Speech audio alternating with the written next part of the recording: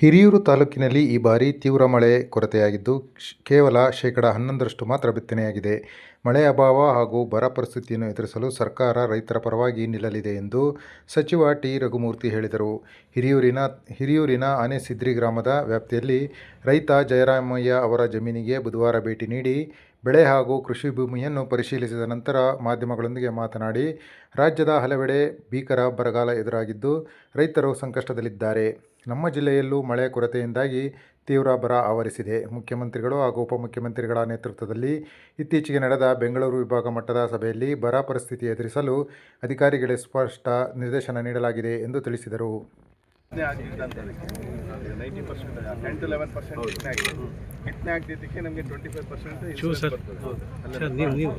ರೈತರು ಎಷ್ಟು ಜನ ಇದ್ದಾರೆ ಸರ್? ಇಲ್ಲಿ ಪ್ರಿವೆಂಟಿವ್ ಮಾಡಿಸಿದ್ದೀರಿ, ಇನ್ಸೂರೆನ್ಸ್ ಮಾಡಿಸಿದ್ದೀರಿ, ಕಡ್ಲಿ ಏನು ಗೊತ್ತಾ,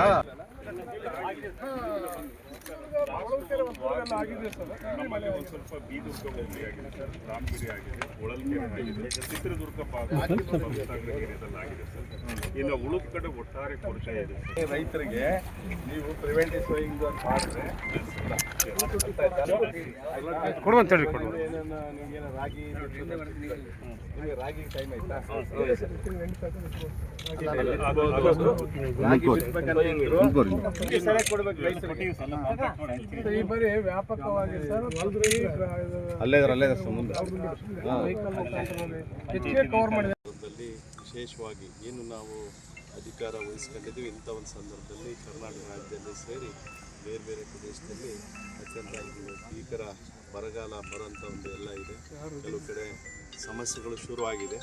ನಮ್ಮವಾಗಲೂ ಅದನ್ನು ನಿರ್ವಹಣೆ ಮಾಡಲಿಕ್ಕೆ ನಮ್ಮ ರೈತರ ಜೊತೆ ನಿಂತು ನಮ್ಮ ಅಧಿಕಾರಿಗಳೊಂದಿಗೆ ಸರ್ಕಾರದಿಂದ, ಕೇಂದ್ರ ಸರ್ಕಾರದಿಂದ ಏನು ಅವರಿಗೆ ಸಹಾಯ ಮಾಡಲಿಕ್ಕೆ ಆಗ್ತದೆ, ಏನು ಸವಲತ್ತು ಕೊಡಿಸ್ಬೇಕು ಅದನ್ನು ಕೊಡಿಸಲಿಕ್ಕೆ ಸರ್ಕಾರ